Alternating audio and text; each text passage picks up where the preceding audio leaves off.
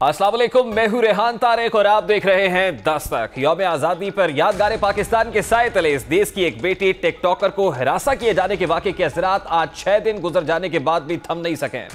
वज़ीर-ए-आज़म पाकिस्तान इमरान खान ने मुल्ज़िमान को करार वाक़े सजा दिलाने का अज़्म तो किया। वज़ीर आला पंजाब ने वाक़े को अपनी हुकूमत के लिए टेस्ट केस करार दिया।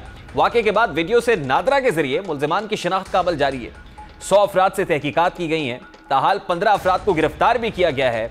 ग्रेटर इकबाल पार्क में हिरासा की जाने वाली खातून का मेडिकल टेस्ट मुकम्मल कर लिया गया है और पुलिस के मुताबिक मुतासरा खातून का मेडिकल नवाज शरीफ अस्पताल यकी गेट पे किया गया, जिसपे खातून के जिस्म पर सोजिश और खराशों के निशानात पाए गए हैं। रिपोर्ट के मुताबिक खातून के कान, पाँव, कमर, बाजू, गर्दन और दाएं हाथ पर 13 वाज़े निशानात मौजूद हैं, जबकि जिस्म के कई मकामात पर नील भी पाए गए हैं।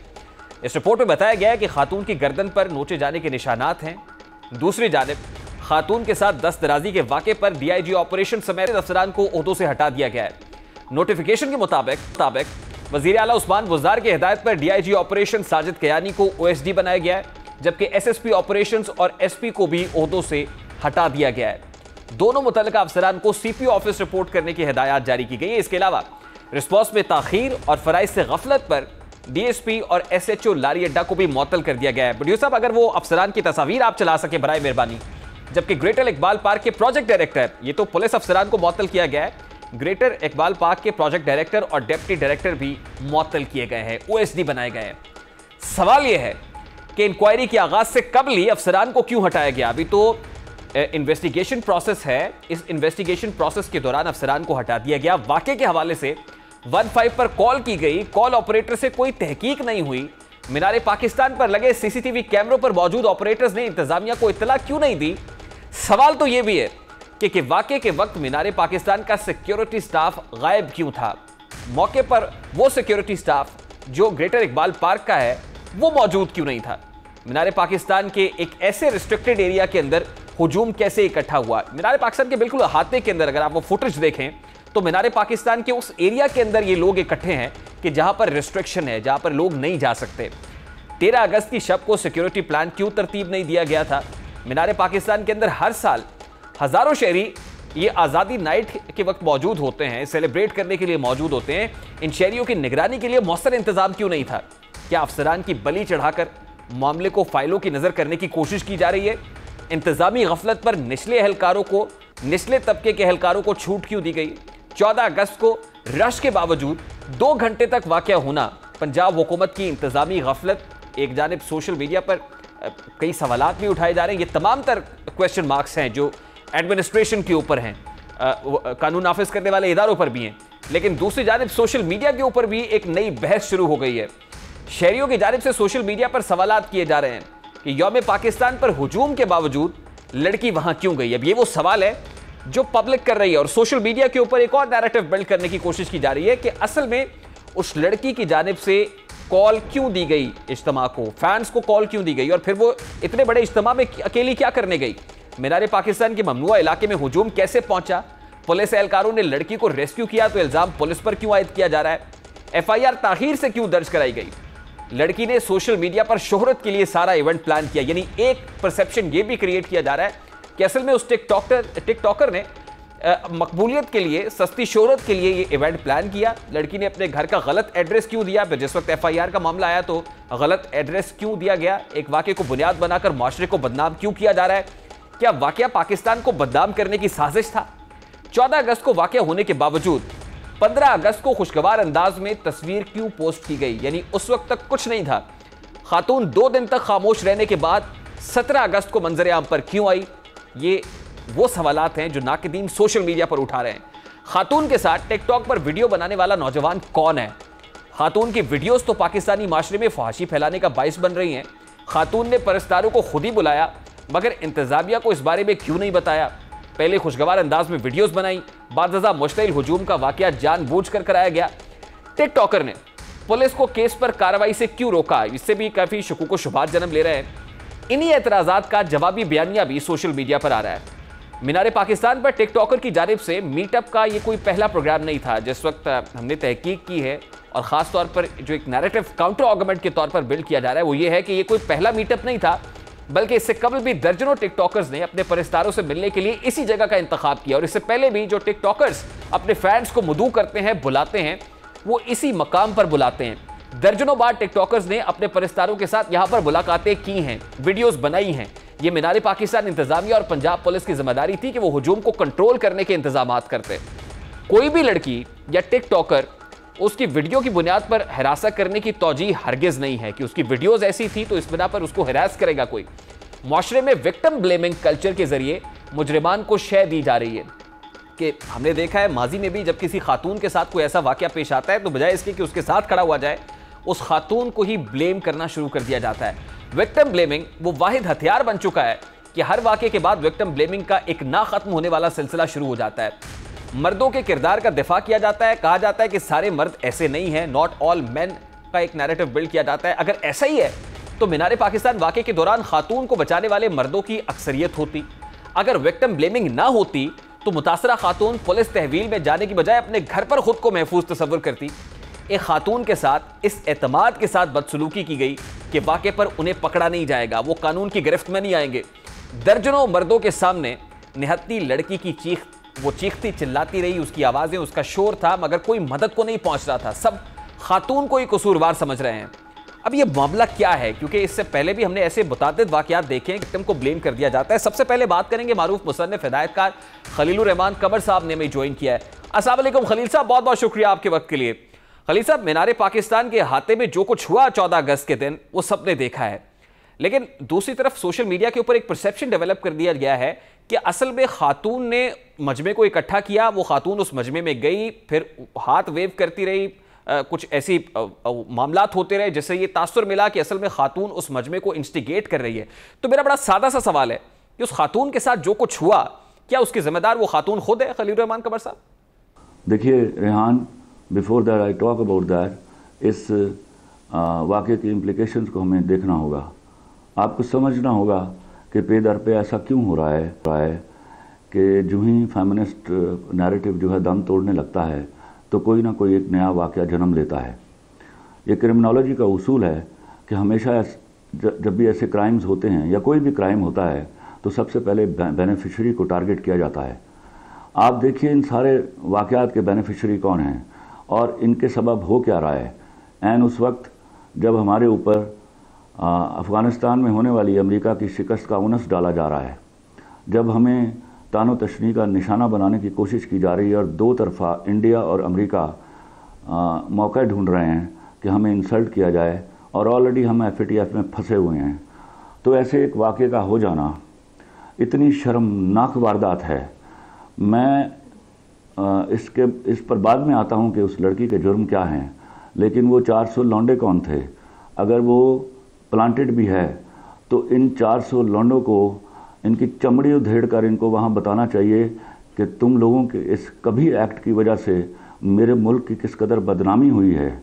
और कई सालों तक जब हम इंडिया में होने वाले मिनॉरिटीज़ के साथ बदसलूकियाँ और बेशर्मियाँ और जुल्म की बात करेंगे तो ये वाक़या जूता बनाकर हमारे मुंह पर मार दिया जाएगा। अब मैं आता हूँ उस लड़की के ऊपर। मैं पहले दिन मैं बिल्कुल रोया इस बात के ऊपर कि बदनसीब ये वाक़या ऐन उस जगह क्यों हुआ जहाँ दो कौमी नज़रिए के बुनियादों पर रखी हुई करारदाद पाकिस्तान पेश की गई। इस वाक़े के पीछे कौन लोग हैं और वो लड़की कौन है? जब मुझे रात वीडियोस भेजी जाने लगीं, जब मैंने उसके ट्रैक रिकॉर्ड को छानना शुरू किया तो मुझे पता चला ये वही बदनसीब लड़की है जिनकी वजह से हमारे सोशल सेटअप पर ऑलरेडी इतने दाग लग चुके हैं और मेरे यहाँ की हयादार और वफादार औरत की हुर्मत पर दाग लगे हैं और उसको चैलेंज किया गया है और उसको कंप्रोमाइज़ करने के लिए कहा जा रहा है। आपको अल्लाह के वास्ते कोई हमें अब शर्म करनी होगी और ऐसी लड़कियों का मुहासबा करना होगा।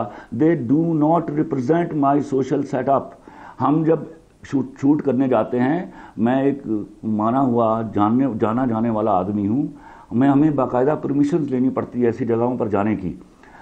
ऐसी इजाज़तें किस तरह मिल रही हैं कि कोई भी टिकटॉकर मुंह उठा के दे हु दे आर कि वो कहीं भी चला जाए और किसी भी मुकद्दस जगह पर जाके एक ऐसी ही वीडियो क्यों ना बना ले। मैं इस बात पे आपसे इत्तेफाक करता हूं कि दिस इज वेरी अनफॉर्चुनेट, हमारा तशख़्ख़ुस खराब हुआ है, हमारा इमेज कोई अच्छा नहीं गया इंटरनेशनली, लेकिन ये कहना कि जो विक्टिम है हम उसी को ब्लेम करने लगे, यानी विक्टिम ब्लेमिंग शुरू हो जाए कि अगर नूर मुकद्दम के साथ ये कुछ हुआ तो जाहिर जाफर से उसने दोस्ती क्यों की, अगर अस्मा के साथ जो है वो बुरा हुआ तो अस्मा ने ऐसे शख्स के साथ शादी क्यों की, अगर मोटरवे ज्यादती केस हुआ तो मोटरवे पर जाने वाली खातून रात के उस पहर गई क्यों, अगर इस खातून के साथ ये कुछ हुआ तो वो उस मजमे में गई क्यों। क्या ये विक्टिम ब्लेमिंग दुरुस्त है खलील रहमान साहब? मैं चाहता हूं कि चमड़ी उधेड़ दी जाए उन 400 लड़कों की जिन्होंने ये एक्ट किया है, लेकिन मैं आपको मुहर्रकात की बात कर रहा हूं। जब हम मुहर्रकात की बात करते हैं तो रेहान, हम विक्टिम ब्लेमिंग नहीं करते। तुम्हारे साथ जो हुआ बुरा हुआ, हम उसके तुम्हारे साथ खड़े हैं, लेकिन तुमने जो किया हम उसके लिए तुम्हारे साथ नहीं खड़े। इसके मुहर्रकात की अगर हम बात करें तो फिर ये इसके पसे पर्दा क्या चीज़ है? क्या कोई ख़ास कम्युनिटी है जैसे आप कह रहे हैं, ख़ास ख़वातीन हैं, या फिर वो लोग हैं जो मर्द हजरात? क्योंकि ये दलील भी दी जा रही है कि असल में वो 400 मर्द जो वहां पर मौजूद थे वो हमारी ओवरऑल सोसाइटी की रिफ्लेक्शन नहीं हो सकते, हमारे जो मर्द हैं वो सभी को रिप्रेजेंट नहीं करते हैं। क्या ये दलील दुरुस्त है सर? मैं बिल्कुल इसको दुरुस्त समझता हूँ, 101%। उसमें पहली बात तो ये वो 400 के 400 नहीं थे, उसमें कुछ छुड़ाने बचाने वाले भी थे, कईयों की बेबसी थी।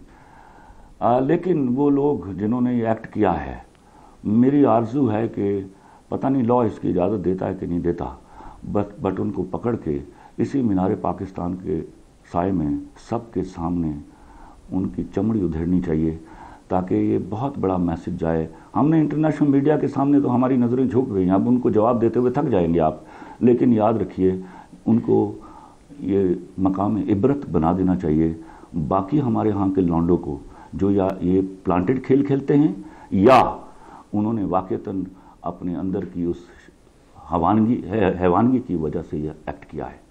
इस पर किसी किस्म की कोई रियायत नहीं देनी चाहिए। अच्छा खलील साहब, आप ये कह रहे हैं कि वो खातून भी उतनी ही रिस्पॉन्सिबल है, मतलब उसका भी वही किरदार है, तो जहाँ फिर आप देखिए, मैं आप गलत कह रहे हैं, आप Rehan, you don't miss translate. देखिए, मैंने आपको अर्ज किया सबसे पहले हमें इस वाक़े की हैपनिंग को देखना है।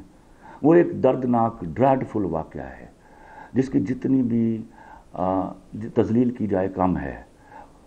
उसमें इन्वॉल्व सब किरदारों को कैफरे किरदार तक पहुंचाना चाहिए। बट जब मैं मुहर्रकात की बात करता हूं तो मैं ये नहीं कहता कि अगर कोई लड़की ऐसा कोई एक्ट कर रही है that is a crime she is committing, लेकिन उसके बावजूद किसी की जुर्रत नहीं होनी चाहिए कि वो उसके साथ इस तरह का खेल खेले अगर ये प्लांटेड नहीं है। और अगर ये प्लांटेड भी है तो मुहर्रकात वाज़े हैं। उस लड़की के जितने एक्ट्स हैं दे आर सच बैड। मैं उनको सिर्फ कंडेम कर रहा हूं। देखिए खातून किसी विक्टिम को खातून भी तो एक बहुत बड़ा मुहर्रक है ना। खातून क्या यार, मर्द खातून में कोई फर्क ना डालिए। हमारे मर्दों को भी उतनी इज्जत दीजिए खुदा के वास्ते। जिस वक्त आप ये कह रहे हैं वो खातून नहीं है। मेरा सवाल ले लेना मेरे सामने, जिस वक्त आप ये कह रहे हैं खातून की औरत की एक डेफिनेशन है, she does not come fit in that, you know. नहीं तो फिर जिस वक्त आप ये कह रहे हैं कि 400 लोगों के खिलाफ एक्शन होना चाहिए, तो फिर उस किरदार के खिलाफ भी आप कहते हैं, डिमांड करते हैं एक्शन होना चाहिए। या आई डिमांड एक्शन के वो क्यों कर रही थी ये हरकतें, और कौन से सोशल सेटअप में, और कौन से इस्लाम में इसकी इजाज़त है, और कौन से हमारी लॉ की इजाज़त है ये कि आप बगैर इजाज़त के मेरे मीनार पाकिस्तान पर जाएं और इस किस्म की गलीज़ हरकतें करें। नहीं, आज फिर जो रियासती मशीनरी हरकत में आई है और पुलिस वालों को मुअत्तल कर दिया डीआईजी से लेके एसएचओ तक, ये सब कुछ गलत हो रहा है। और आप क्या डिमांड करते हो? क्या करना ये तो हमारा पुराना फैशन है, ये ज्यादती की जा रही है। मैं जानता हूं कि वहां पे सिक्योरिटी लैप्स हुआ है, वहां पे इतने पुलिस होनी चाहिए थी कि ऐसे वाक़े की को रूनुमा ना होने देती। लेकिन याद रखिएगा, हमारे यहाँ माशरा जिस जगह पर पहुँच चुका है और फेमिनिस्टों ने जिस किस्म का नैरेटिव डेवलप कर दिया हुआ है, हमारे मर्द ऐसी लड़कियों को रोकने में नाकाम हो गए। आप ये सवाल तो उनके माँ बाप से पूछना चाहिए कि ये कौन सी तरबियत थी जिसके तहत वो ये काम कर रही थी आके। आप आने वाले वक्तों में इस एक वाक़े की इतनी जवाबदेही होनी है, ये बाकायदा दास्तान बन के यूरोप और अमेरिका की असम्बलियों में इसको गुनगुनाया जाएगा और इंडिया इस पर हमारी वो पानपत उतारेगा कि आपकी सोच है। अच्छा चले, फिर मुझे ये बताएं ना सर कि इसका रेक्टिफिकेशन क्या है, इसकी रेक्टिफिकेशन क्या हो सकती है? क्या ये अखलाकी तरबियत का गिरावट है? ये कोई टिकटॉक नामी ऐप जो है वो इसके पसे पर्दा मुहर्रकात में से है? ये सजा और जजा का ना होना है? सबसे पहले आइडेंटिफाई कर ले सर। ये देखिए, ये तो आपको अभी अच्छी तरह मालूम है रिहान, यहाँ मेरे यहाँ औरत और मर्द दोनों को अपने हुकूक इसलिए नहीं मिल रहे, और वो पिसे हुए लोगों को नहीं मिल रहा है। जो एलीट क्लास है उसके पास तो हुकूक हैं, मौजूद हैं, क्योंकि यहाँ लॉ इक्वली प्रिवेल नहीं करता। यही वो मुल्क है जहाँ पर 10 साल का सजा याफ्ता मुजरिम जो है वो बीमार बनकर कोट पैंट टाई पहनकर बड़े आराम से एक जहाज़ पर बैठकर यहाँ से निकल जाता है। यही वो मुल्क है जहाँ पर लोग 10 हज़ार के जुर्म के लिए महीनों और सालों जेल भुगतते हैं। यहाँ सज़ाएं देनी होंगी उनको जिन्होंने जुर्म किया, और उनको भी जिन्होंने जुर्म के लिए इंस्टिगेट किया। इसके अलावा कोई चारा नहीं है, वरना आपका सोशल सेटअप धड़ाम से नीचे गिरेगा, और आप पहले तो फाइनेंशियली किसी को मुंह दिखाने के काबिल नहीं है, अब आप सोशली भी किसी को मुंह दिखाने के लायक नहीं रहेंगे। देखिए, ये सब कुछ हो सकता है, टिकटॉक बैन हो सकती है, इसके ऊपर जो वीडियोस हैं उनके अगेंस्ट कोई लॉज बन सकते हैं, लेकिन अभी जिस फ्रेम ऑफ रेफरेंस में हम बात कर रहे हैं, जो उस खातून के साथ हुआ है, आपको शरिया लॉज इंप्लीमेंट करने होंगे, आपको शरिया लॉज। अब ये मुल्क बना हुआ है इस्लाम के नाम पर, दो कौमी नजरिया कतई तौर पे इस्लाम की बुनियादों पर बना था। उस दो कौमी नजरिए ने आज आपको बताया है, पहले तो आपको मोदी ने बताया था, अभी भी अगर हमें शर्म नहीं आ रही तो आज हमें समझ लेना चाहिए कि हमें शरिया लॉज नाफिज करना होंगे। हमें औरत और मर्द दोनों को अपनी लिमिट्स में, उनकी लिमिट्स डिफाइन करके उनकी लिमिट्स में रखना होगा, वरना आप सोशल सेटअप नहीं चला सकेंगे। बहुत बहुत शुक्रिया खलील रहमान कबर साहब आपके वक्त के लिए। इस वक्त सोशल एक्टिविस्ट निगर दाद साहिबा हमें ज्वाइन कर चुकी है। अस्सलाम वालेकुम निगर साहिबा, बहुत शुक्रिया आपके वक्त के लिए। निगर साहिबा, आपने गुफ्तगू सुनी खलील रहमान कबर साहब की, वो कहते हैं कि असल में जो कुछ हुआ मीनार पाकिस्तान के अहाते में, वो खातून भी इक्वली रिस्पॉन्सिबल है। अगर उसने मजमा लगाया, लोगों को इकट्ठा किया, फिर कुछ वीडियोज बनाती रही, तो असल में वो मर्दों को इंस्टिगेट करती रही। क्या इत्तफाक करती है आप खलील रहमान कबर साहब के इस वर्जन से? मेरा तो ये नज़रिया है कि जो बात ये कमर साहब जैसे लोग करते हैं, बेसिकली ये आदमियों को प्रोवोक करते हैं। इनका जो नज़रिया है और इनकी जो फिलॉसफी है, चाहे ये रेटिंग्स के लिए करते हैं, चाहे अपने फॉलोअर्स बढ़ाने के लिए करते हैं, जिस भी मकसद के लिए करते हैं, ये कोई आइडियोलॉजी नहीं है, इसके पीछे कोई रीजनिंग नहीं है, और कर तो विक्टिम ब्लेमिंग ही रहे हैं ना।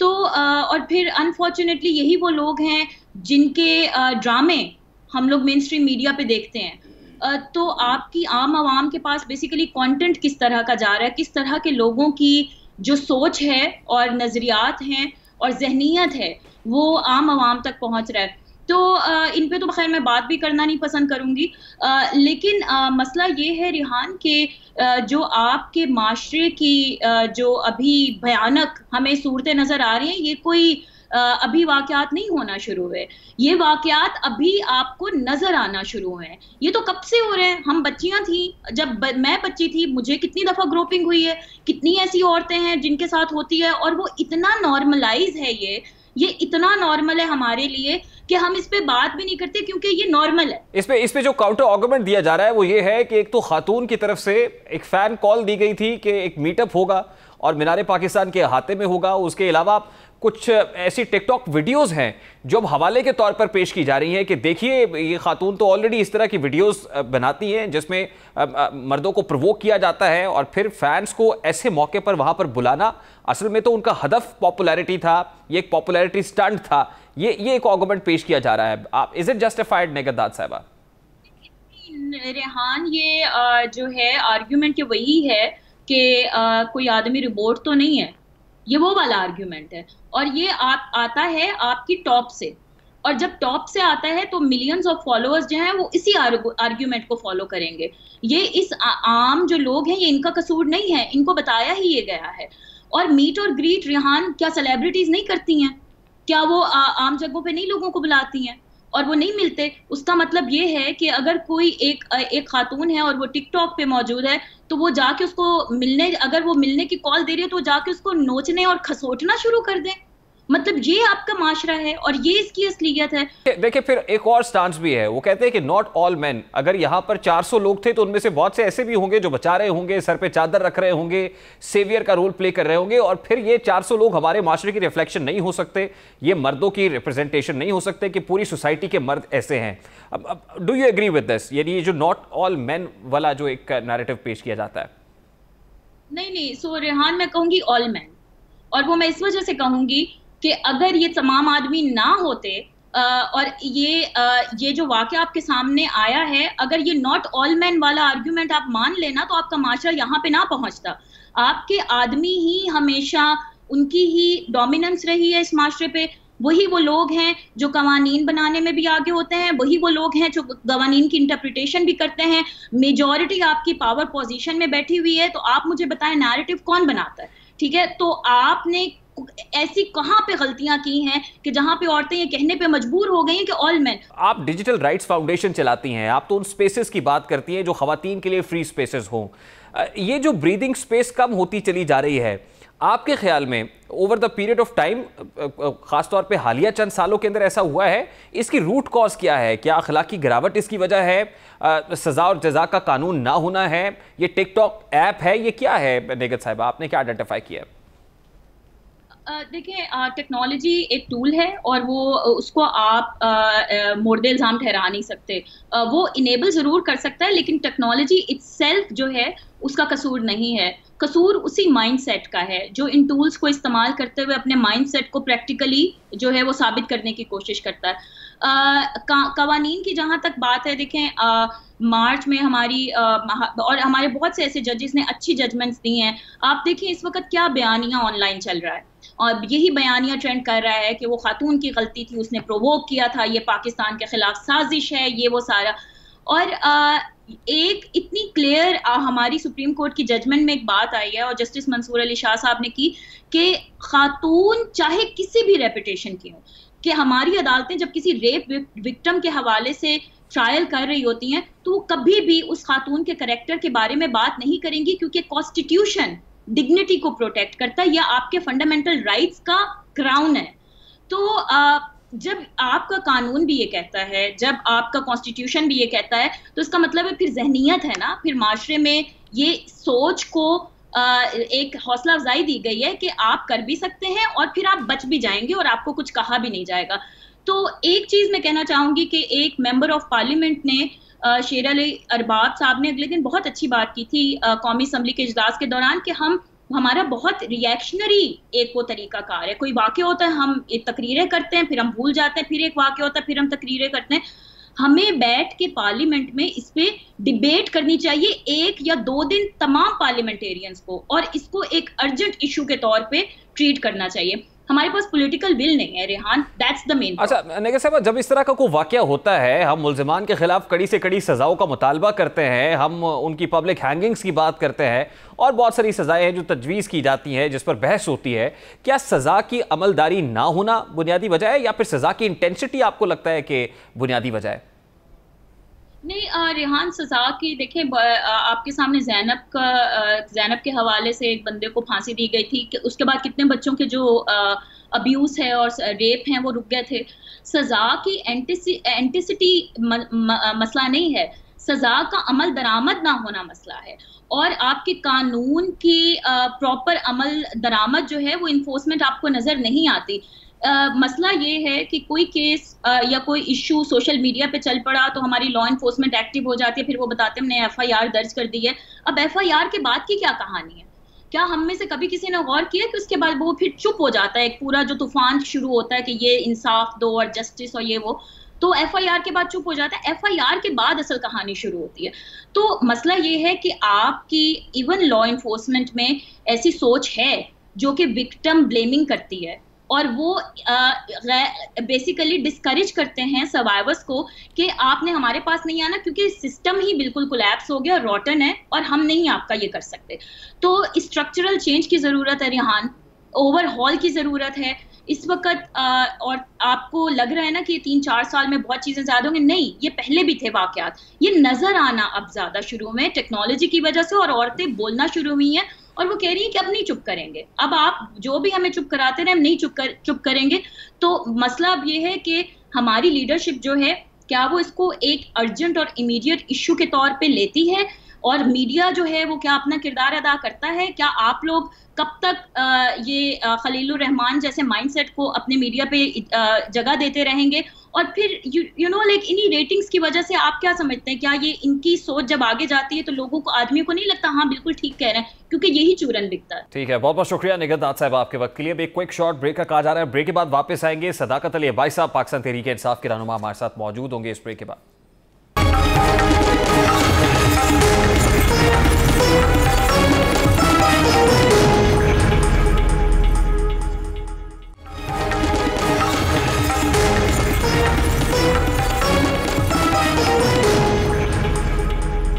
काबुल पर तालिबान के कंट्रोल को आज 5 रोज गुजर चुके हैं, मगर तालिबान की जानिब से ताहाल नई हुकूमत के वाज़े खदोखाल सामने नहीं आ सके हैं। हुकूमत साजी के मसले पर मुशावरत जारी है, मगर ये मशवरे भी काबिल अमल दिखाई नहीं दे रहे हैं। हुकूमत कैसी होगी, कौन कौन से फरीक हुकूमत का हिस्सा होंगे, पार्लिमानी जमहूरियत की हिमायत की जाएगी या शूरा का निज़ाम इख्तियार किया जाएगा, क्या अफगान शहरियों की मंशा के मुताबिक हुकूमत कायम होगी, अफगानिस्तान में इंतजामी मामला कब तक फाल हो सकेंगे, तालिबान की डिप्लोमेसी का महवर क्या होगा, अफगानिस्तान की सरबराही कौन करेगा।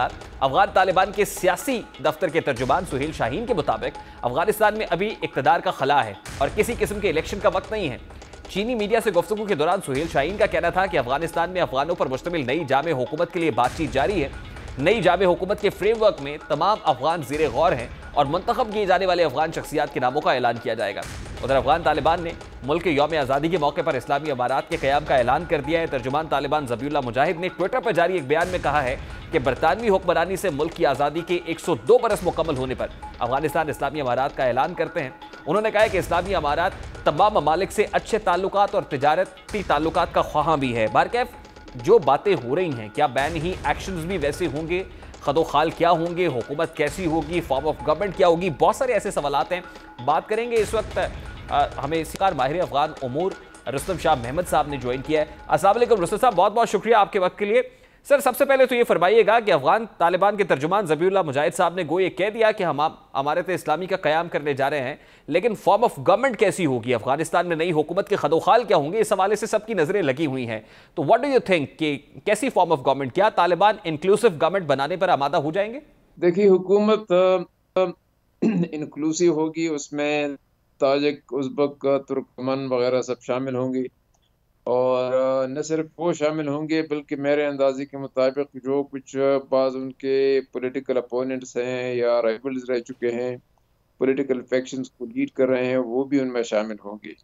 और इसी गरज से उन्होंने हामिद करज़ई वगैरह से, अब्दुल्ला से और बाकी लोगों से रवाबित शुरू कर ली हैं, उनसे मुलाकातें जारी हैं और तालिबान के जो लीडर हैं वो अब कंदहार से काबुल की तरफ रवाना हो गए हैं।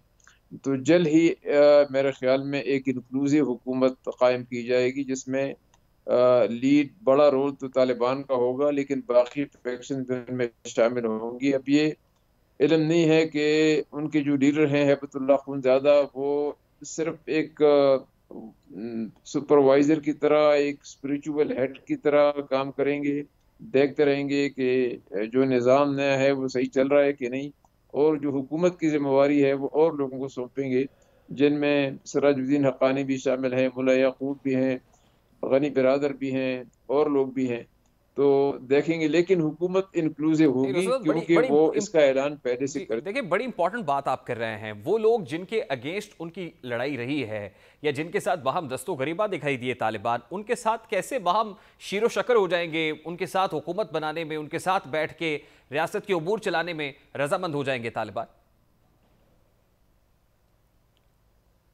देखिए, पॉलिसी तो ज्यादा तौर वो तो तालिबान की जो शूरा है उन्हीं की पॉलिसी चलेगी। हो सकता है कॉन्स्टिट्यूशन में कुछ थोड़े बहुत अमेंडमेंट ले आए, उसके लिए या तो खुद फैसले करें या लोए जरगा ग्रैंड असम्बली का इजलास बुलाएं, जो वो कहते हैं कि हमने कॉन्स्टिट्यूशन को इस्लामाइज करना है, ज़्यादा उसको इस्लामी बनाना है। हालांकि मौजूदा कॉन्स्टिट्यूशन भी उसमें इस्लामी दफात शामिल हैं, लेकिन उनके अपने आइडियालॉजी के मुताबिक हो सकता है कि उसमें कुछ तरमीम करें। लेकिन बाकी लोगों को इल्म है, जो लोग हुकूमत में शामिल होंगे तालिबान के अलावा, उनको अच्छी तरह इल्म है कि अब एक इस्लामी निज़ाम की तरफ मुल्क आगे बढ़ेगा, तो वो इस निज़ाम को कबूल करते हुए हुकूमत में शामिल होंगे, वरना शामिल नहीं होंगे, उस पर वो कंप्रोमाइज़ नहीं करेंगे। तो मेरे ख्याल में ऐसे लोग मौजूद हैं बाकी फैक्शन में भी, और उज़्बेक तुर्कमान वगैरह था, उसमें तो तालिबान के लोग पहले से मौजूद थे, लेकिन मेजॉरिटी वो ज़्यादा पुख्तून थे, इसलिए उन फैक्शन से ताजिक, उज़्बेक, तुर्कमन, हज़ारा से वो लोग ज़रूर इंडक्ट करेंगे काबीना में, ताकि ये मल्टी एथनिक भी हो, ब्रॉड बेस भी हो, लोगों को एक्सेप्टेबल भी हो, और न सिर्फ ये कि अफगानिस्तान के लोगों को एक्सेप्टेबल हो, बल्कि बाहर अफगानिस्तान से बाहर एक तासुर चला जाए कि अब वो सिर्फ एक एक्सक्लूसिव हुकूमत नहीं बल्कि इंक्लूसिव हुकूमत बना ये रहे बड़ी हैं। इंपॉर्टेंट बात कर रहे हैं आप और रुस्तम साहब, और शायद तालिबान की गवर्नमेंट को लेजिटिमाइज भी यही चीज करेगी, और शायद वेस्ट को भी यही चीज एक्सेप्टेबल भी होगी कि कोई इंक्लूसिव गवर्नमेंट हो। लेकिन तालिबान जो स्टेटमेंट्स दे रहे हैं वो बड़ी हौसला अफजा है, बड़ी खुशाइंद हैं, बहुत भली लगती है, लेकिन कुछ लोगों का ख्याल ये है कि इन स्टेटमेंट्स पर ना जाइए, बल्कि ये देखिए कि तालिबान के एक्शंस क्या हैं, प्रैक्टिकली ऑन ग्राउंड वो क्या कर रहे हैं। देखिए, अगर नेशनल टीवी की 2 खवातीन जर्नलिस्ट जो है उन पर पाबंदी आयद कर दी जाए, कुछ पनिशमेंट्स, कुछ पेनल्टीज ऐसी हों जिससे तालिबान का माजी का रवैया झलके, तो क्या स्टेटमेंट्स में और एक्शंस में यानी कॉल ऑफ फेल के अंदर तजाद का तासुर कायम होता है, या आप समझते हैं कि वाकई तालिबान अब बदल चुके हैं और वो इंटरनेशनल कम्युनिटी को भी एक्सेप्टेबल होंगे अब? देखिए, वो तो अपने एक्शन से ये सबूत दे रहे हैं, ये एविडेंस प्रोवाइड कर रहे हैं। इस्माइल खान उनका बहुत बड़ा दुश्मन था और राइवल था, उसको उन्होंने हेरात में गिरफ्तार किया और फौरन उसके बाद उसको रिहाई भी दिलाई और उनको अपना एलची बना के काबुल में भेजा, अशरफ गनी के पास भेजा। और करज़ई साहब के ज़माने में उन पर कितनी बमबारी हुई, कितने उनके हज़ारों लोग जो हैं वो मारे गए, कितने हज़ारों लोग गिरफ्तार कर दिए गए, अभी तक हज़ारों लोग कैद बंद में हैं, जेल की सूबतें बर्दाश्त कर रहे हैं। उसी करज़ई के साथ वो मुलाकातें कर रहे हैं। अब्दुल्ला जो पंशेरी हैं, पंशेरी ग्रुप तो खासकर उनका एक हदफ रहा है, अब वही अब्दुल्ला उनके साथ मुज़ाकरात भी कर रहे हैं। तो और जो जिस तरह से वो काबुल में अंदर दाखिल हुए और फिर वहाँ पे लोगों को इजाज़त दी कि अपने अपने काम करें, जो स्कूल कॉलेज वगैरह मुहर्रम के जुलूस हुए, जो औरतों पर जो औरतें टीवी के एंकर हैं इस वक्त भी वो काम कर रही हैं और तालिबान रहनुमाओं को उनसे इंटरव्यू भी ले रही हैं। तो मेरा ख्याल है कि हमें उनको कुछ वक्त देना है। उजलत में हम कोई राय कायम नहीं कर सकते, अभी तो 3-4 दिन हो गए हैं उनकी हुकूमत अभी बनी भी नहीं है। हमें उनको कुछ दिन देना है। और वेस्टर्न प्रोपेगेंडा तो अपनी जगह है, उनके जहन में तो वही 1996 वाली बात है। ठीक है, बहुत बहुत शुक्रिया। रुस्तम शाह महमूद साहब हमारे साथ मौजूद थे, गुफ्तगू आपने सुनी। अभी एक ब्रेक पर जाना है जी, ब्रेक के बाद वापस आएंगे, गुफ्तगू को कंटिन्यू करेंगे, हमारे साथ रहिए।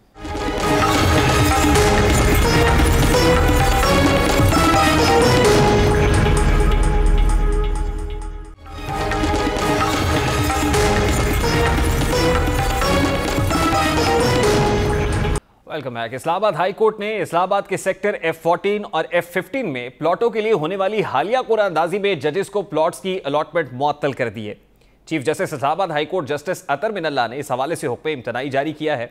अदालत ने हुकूमत को मकामी अफराद को आबाओ अजदाद की ज़मीनों से बेदखल करने से भी रोक दिया है।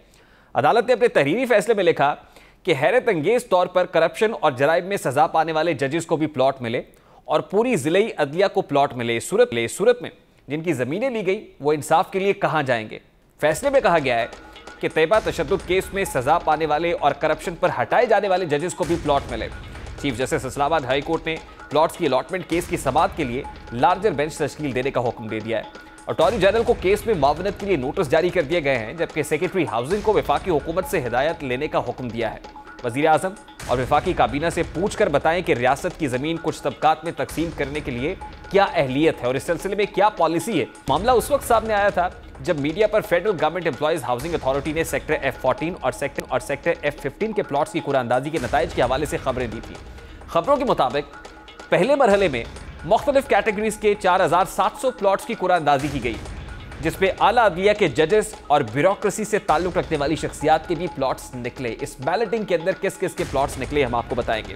कामयाब उम्मीदवारों में वज़ीर आज़म के 2 मुशीर भी शामिल हैं। जजेस के अलावा मुल्क के मारूफ ब्यूरोक्रेट्स के भी प्लॉट्स निकले। साबिक chairman FBR doctor Mohammad Irshad, साबिक चेयरमैन NHA शाहिद अशरफ तारड़ और वफाकी secretary captain retired Zahid Saeed, मारूफ ब्यूरोक्रेट खिजर हयात खान, साबिक DG Pakistan post Ejaz Ahmad Minhas, bureaucrat Khizar Hayat Khan, Zahid Saeed और सेक्रेटरी दाखिला यूसुफ नसीम खोखर के भी प्लॉट्स निकले हैं। यकीनन ये दो नहीं, एक पाकिस्तान के उस बयानिए के ऊपर भी सवालिया निशान है जो वज़ीर आज़म पाकिस्तान की जमात तहरीक इंसाफ का बयानिया है। अब ये एक लैंडमार्क जजमेंट है जो इस्लामाबाद हाई कोर्ट के चीफ जस्टिस अतर मिनल्ला की जानिब से जारी की गई है, और उसमें जिन ऑब्जर्वेशंस का इजहार किया गया है, जिन कंसर्न्स का इजहार किया गया है, यकीनन वो भी एक क्वेश्चन मार्क है। अगर इसी तरह से बंदर बांट होगी, इसी तरह की डिस्ट्रीब्यूशन होगी और ज़मीनों के ऊपर जो है वो उस तरह के लोगों के अंदर ये तकसीम कर दी जाएगी जिनका ताल्लुक ब्यूरोक्रेसी से है, जिनका ताल्लुक बड़े बड़े हसब नसब से है, बड़े बड़े ओहदों से है, बड़े बड़े दफातर से है, उसमें कोई भी हो, क्योंकि इस जजमेंट के अंदर वाज़े तौर पर अतर मिनल्ला साहब ने लिखा है कि जिसमें सुपीरियर जुडिशरी के जजेस भी शामिल हैं, जिसके अंदर एक्स जजेस भी शामिल हैं, जिसके अंदर ब्यूरोक्रेसी के लोग भी शामिल हैं, तो यकीनन फिर सवाल तो बनता है और सवाल तो उठाया जाना चाहिए। और एक कॉमनर भी जो है वो यकीनन यही तमाम तर सवालात कर रहा होगा। हमारे आज के दस्तक में भी यही सवाल है जो अरबाब इख्तियार की सोच पर दस्तक है। आज के दस्तक से प्रोग्राम का वक्त अपने इख्तिताम को पहुंचाई। इतना ही, आपसे मुलाकात होगी इंशाल्लाह अगले हफ्ते। अपना रखिएगा ख्याल। अल्लाह हाफ़िज़।